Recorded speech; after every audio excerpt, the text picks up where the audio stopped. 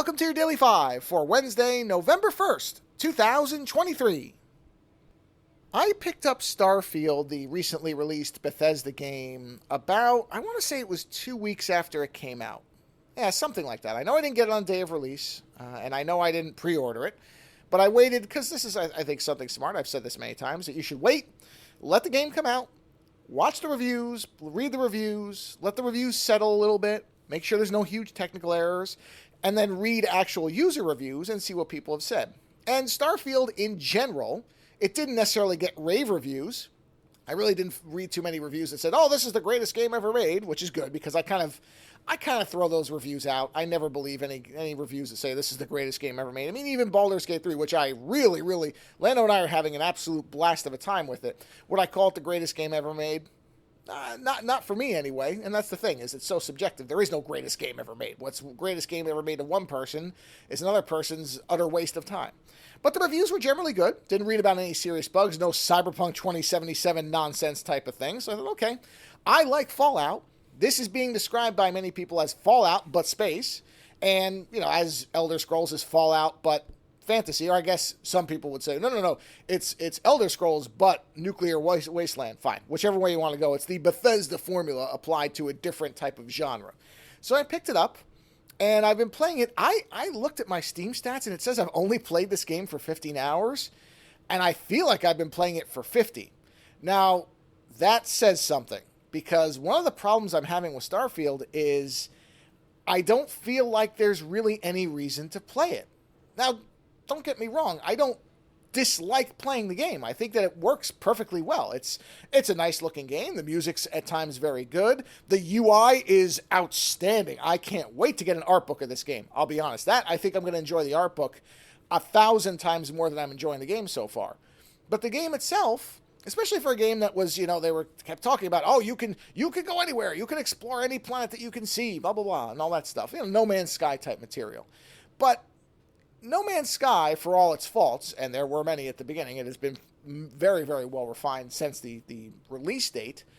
It does feel like when you land on a planet, you don't really know what you're going to get. And there is a sense of there could be anything on this planet. When I land on planets in Starfield, which is what I've been doing primarily, because the mission doesn't even feel that urgent to me. In fact, I've kind of forgotten what it is. I know there is something I'm supposed to be doing to progress the main storyline, and I'm sure, of course, it's in the menu. I can go look it up. But I don't feel any type of drive to do that. That's not necessarily bad, but I can't remember what it is, because I've been landing on planets. The problem is, most of the planets are utterly empty, and many people have pointed this out. This is not me having some revelation. I've seen many commentaries and YouTube channels where they've talked about the fact that much of Starfield is nothing. And I think that's a problem, because if you're going to encourage people to explore and to jump to planets and land on them and see what's there, you have to have more going on the planets. And I know that somebody will say, well, they're representing what space is. There's a lot of just dead rocks floating out there. Okay, but I'm not playing a game for accuracy, or at least this game was not sold on its spatial accuracy in terms of a dead universe. This is supposed to be an adventure game. If you watch the trailers, you're not seeing a lot of wandering around on empty planetoids where there's nothing to do but pick up precious metals.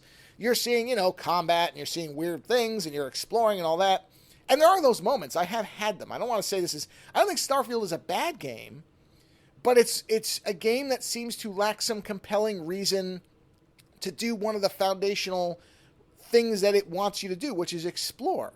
I'm sure if I just stuck to the main quest, that would be perfectly fine.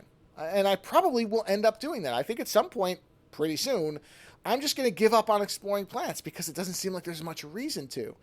And again, I'm not saying that makes it a bad game, but it's strange, because the way this game was positioned, which of course a lot of it was marketing, and we knew it wasn't going to be as big as it said it was, or at least not as big as it said it was in the way that it was showing it was. And that's obviously where we are. It is not that every planet is packed with things to do.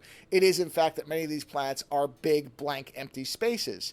And again, whether that is realistic to the actual universe or not, it doesn't necessarily make for a compelling experience. So, yeah, I really couldn't believe that I'd only played 15 hours. It really felt like more than that. So Starfield, I'd be curious if any of you are playing. Does this suddenly change?